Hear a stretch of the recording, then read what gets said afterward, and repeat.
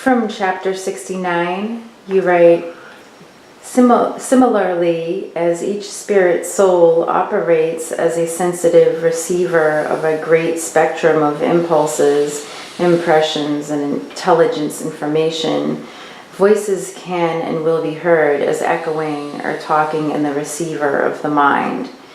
Each must sort these out.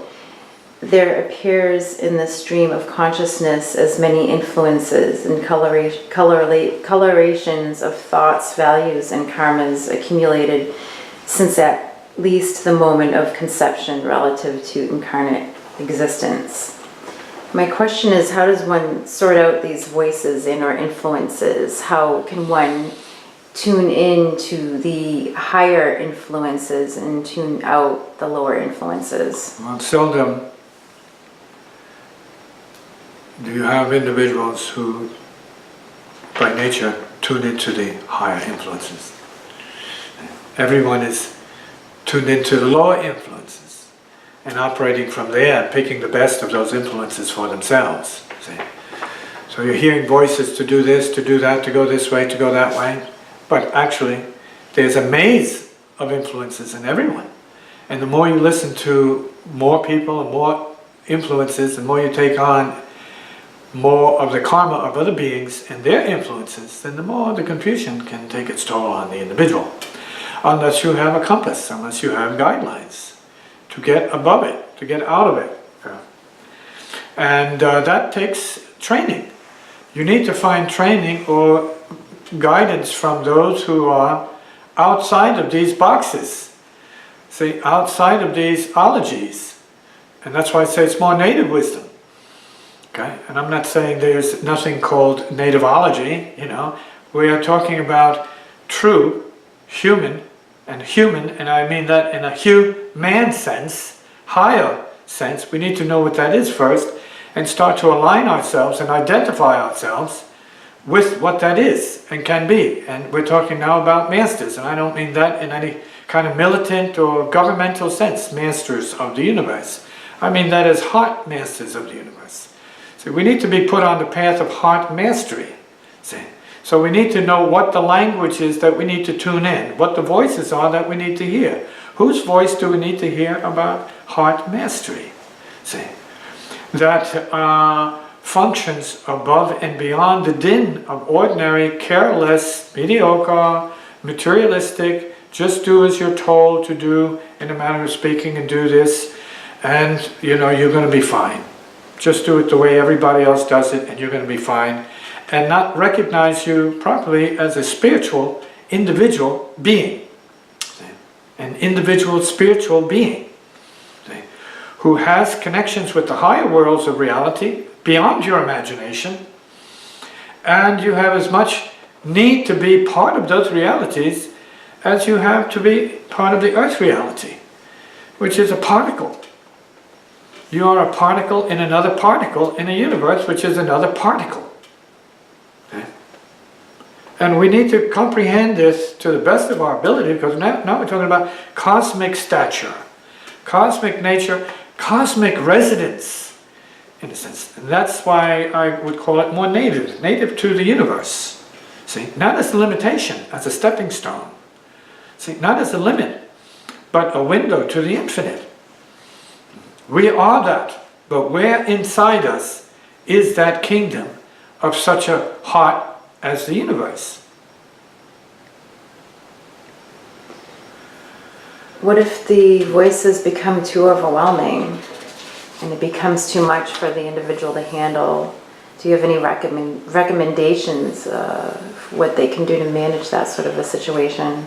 Sometimes, for beginners, you have to find the right books. You have to see that you have a problem, and often if that problem is something which you don't recognize properly, then you wind up in a psychiatrist couch. You wind up receiving medical attention, or you wind up around different people who either reinforce what your karma is, or recognize what your karma is, and they try to help you to, let's say, calm down. The idea is to learn how to calm down. See? And there are techniques for calming down. And this is true of every human being that is suffering any kind of neurosis. Try to breathe properly, calm down, relax, see, come to zero, and work from the clearness that you can accomplish in the calmness. Now, not everybody has a body that's going to let them calm down, because many beings have bodies which are tormented, which are troubled, see, which are full of pain, which are broken, see, damaged. And so we need to respect that. But that's not true of the soul itself. Many who have these experiences, out-of-body-like experiences, say, well, the body was there, it was tortured, tormented, even dead in some cases, and they're traveling around. Hello, we all have a spirit body. Sometimes we don't have to wait until, the crunch is on us for us to awaken to the fact that we have spirit body capability from the get-go. So then we have to fall back upon that now. All children need to be told they have a spirit body and they can use a spirit body. And that they do use it, but maybe unconsciously. So we have to get back to educating the peeps, not about religion, but about spirit. Not about dogma, but about experience. Not about believing, but about doing. And not dealing with using time as some kind of manipulation because of 2,000 years ago, or because of the next coming or the next gone. No, we need to deal with it in the moment. This has to be more immediate, urgent. See, you are what it is. See, it is not something else you need to work on. You need to open yourself to what the something else is as being the heart of the universe. It's a very simple, direct, maybe controversial, maybe even radical approach to it. But we're not talking about harming anybody. We're not talking about mowing people down just for the sake of selfishness and egotism and greed. See, religious greed. See? Ignorance, perversion of intelligence. We're talking about the healing nature that is part of the spiritual, is not destruction, is life enhancement. It's giving life, see? Production, see, of life, see? See? And making that a priority for people, expanding your consciousness, not your ego and your politics. Expanding what you have originally as soul awareness. See, mastery of matter, energy, time and space. Mind, right? Self, mind and body, and this world as a spirit. See? And not only this world, but other worlds as a spirit. As it has been said in the scriptures. The world beyond the heaven beyond that heaven, and the heaven beyond that heaven, ad infinitum. To what? Zero. Infinite, Godness, divinity, which is our heart. The heart is divine, and its love is divine. We have to get back to these native principles, which are direct, they're immediate, they are here now, always.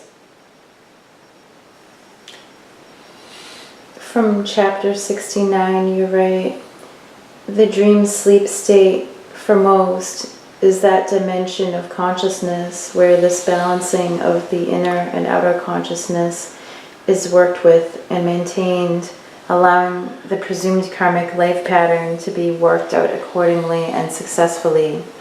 However, the conscious state must also bear weight of the essential balancing, harmonizing, or integrating of the total body, feeling, thought, spirit, soul, consciousness.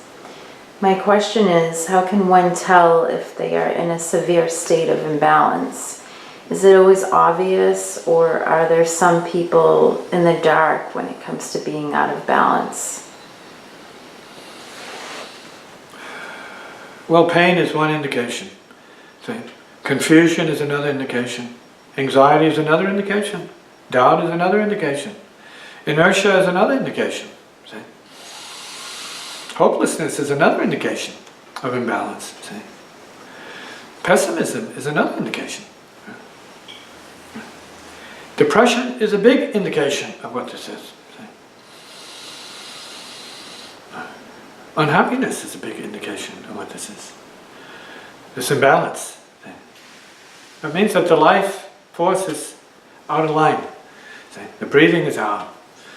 See? So the balancing mechanisms are out of whack. See? So there must be healing. This is what the word yoga implies. It's regaining balance. And even though it seems to be related to, let's say, India, no, it's native. It's not about India. You're not an Indian if you do yoga. You're a wise person if you do yoga. You're smart because you're starting to, if you do it, heal your body, and then you're making it possible for your body to once again inform you of what it needs. So it's awakening the body so that the intelligence of the body can be known. See? So you do yoga to awaken your body so that it can tell you exactly what it needs.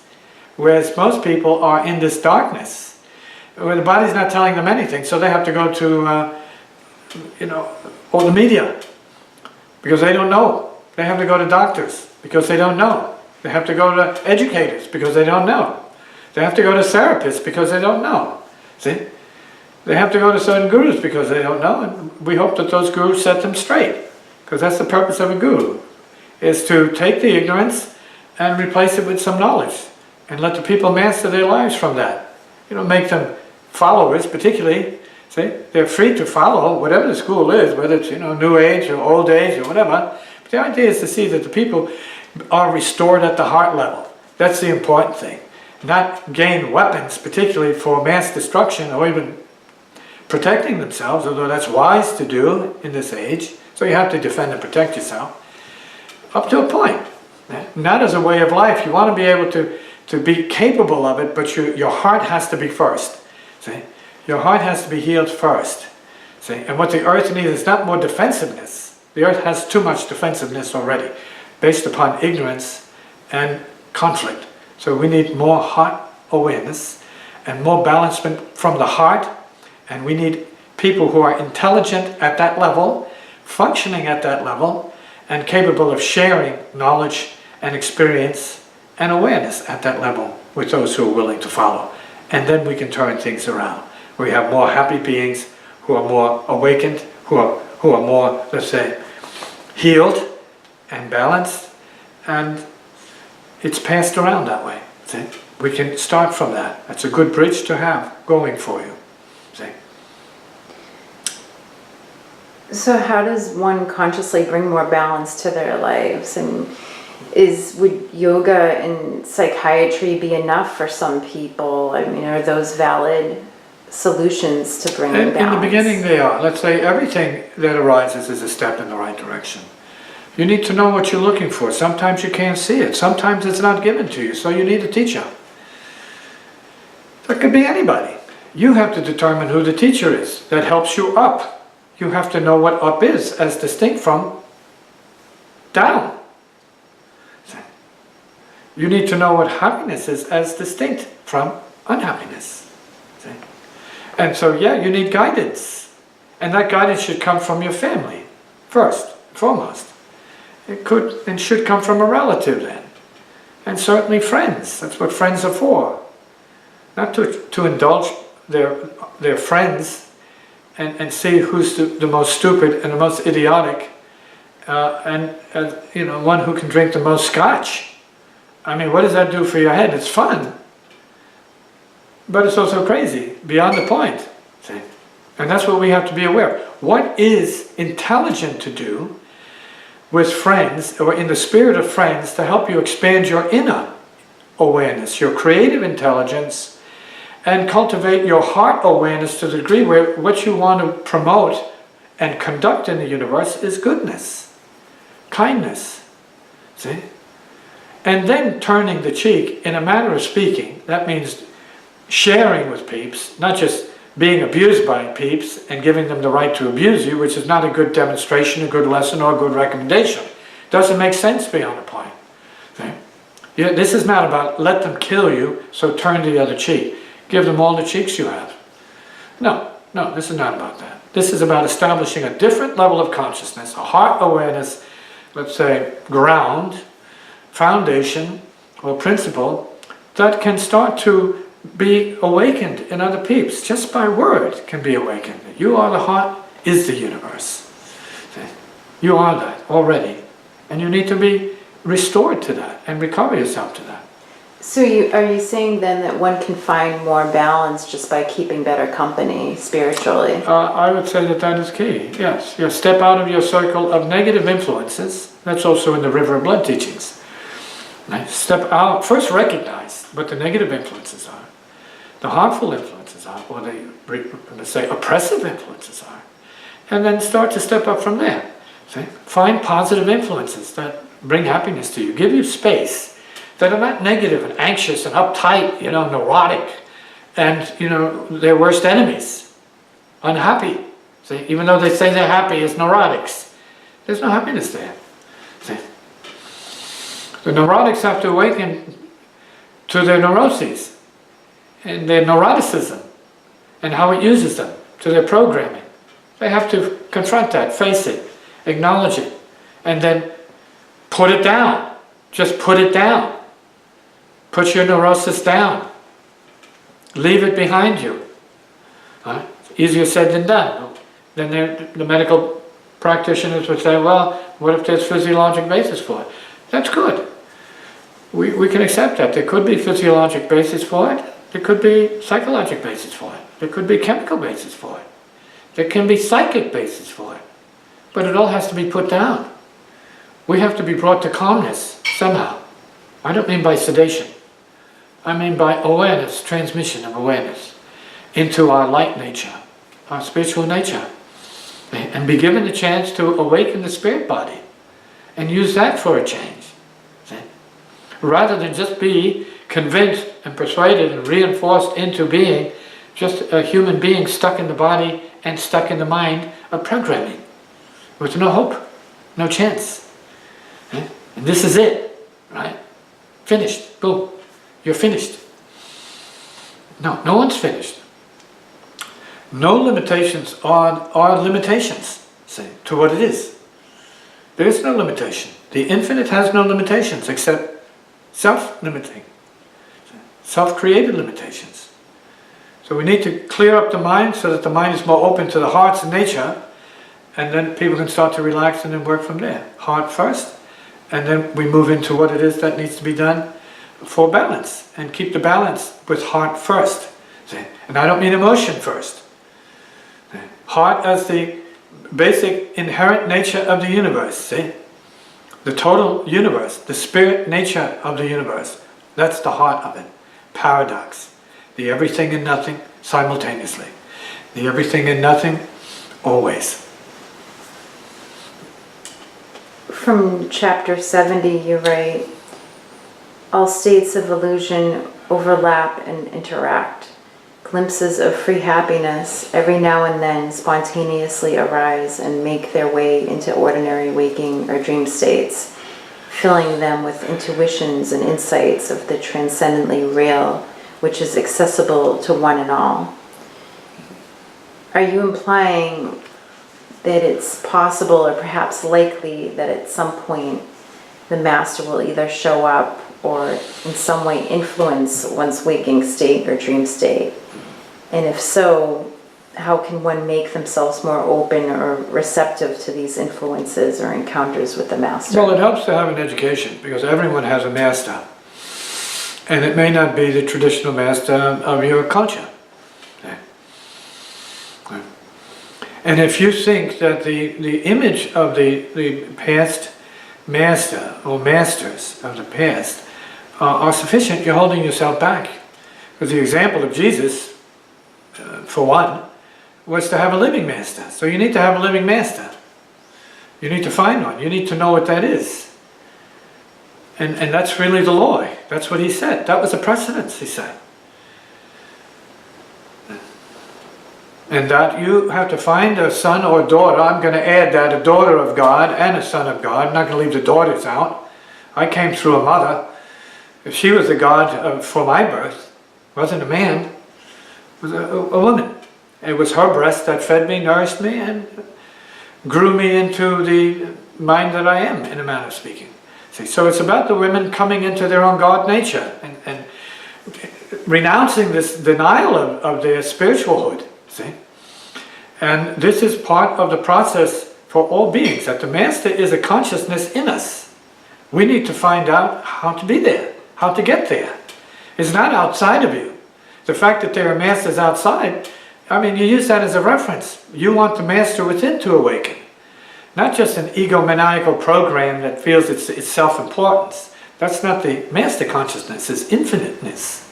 It's infinite intelligence. And it has no self. It's selfless, infinite intelligence.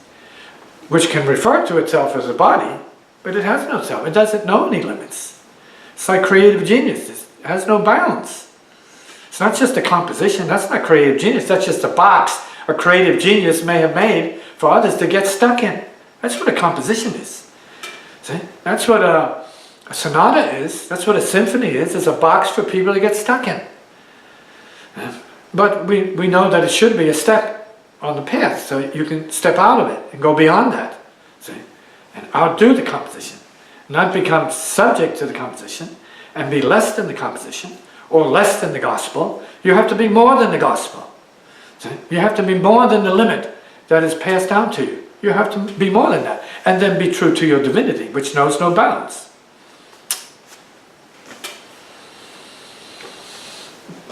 When one is practicing, is it common for the living master or guru to show up more frequently in one's dreams? Well, listen carefully.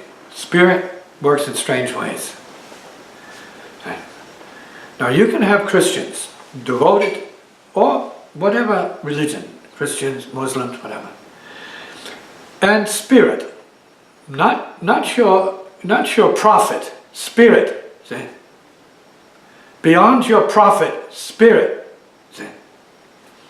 The continual intelligence of the universe, the constancy here, can manifest in your mind the appearance of a guru out of your culture. And it's not like a guru from out of your culture is imposing itself on you. No, spirit will create that. In other words, you create it for yourself to expand your consciousness. Which means, if this happens and you follow it, you have a different destiny. You're being called out of your box, out of your culture, out of your religion, to bring something else into this universe that is an expansion of that for beings being born in this time and space. Okay? Who need a different paradigm to recover their sanity and their spirituality. Because the old one doesn't work. It's too limited. It's too worn out. It's good for beginners, see? Newcomers, but not for those in the process of mastery. Although there are great examples of mastery in the past. So we are talking about attaining master realization, master consciousness, as a channel, so to speak, of what I explained and described earlier in terms of the dimensions of consciousness and the infinite planes of consciousness, with their deities, their angels, their guardians, which to the infinite, please, if God has any reality, it's in its infinitude. See, infiniteness, then it's true God, infinite, incomprehensible, not just somebody that wants to talk to you. Someone who's talking to everybody, see, of itself, for itself. And that's a mystery, that's incomprehensible. And not just telling you, well listen, you're better than your neighbors because you believe in me. We're talking about the God of all beings and all hearts is not going to talk like that. Politicians will tell you that. But no God is going to talk to you like that. It's one heart for all beings. And all beings should be paying attention to the one heart of all beings. See? Of all worlds, of all universes. And it should be a mystery. It shouldn't be a cultural figure from one epoch, from one geography, when we're talking about a universe. That doesn't make any sense. My neighborhood is the neighborhood? Tell that to God. If you can find a God that's going to listen to this hogwash. My particle, dear Lord who created the universe, my particle is the real one. The only one. The one everybody should gather around. No, the heart is what we gather around because we are the heart. Here and now we are the heart. In that heart you'll find the keys to mastery and the revelations of spirit as something transcendent, and that could be a problem for some peeps. So you need to educate yourself to bring yourself up to the level where you can understand transcendence as the joy of spirit rather than as something which boggles the mind and confuses the mind, see, of self.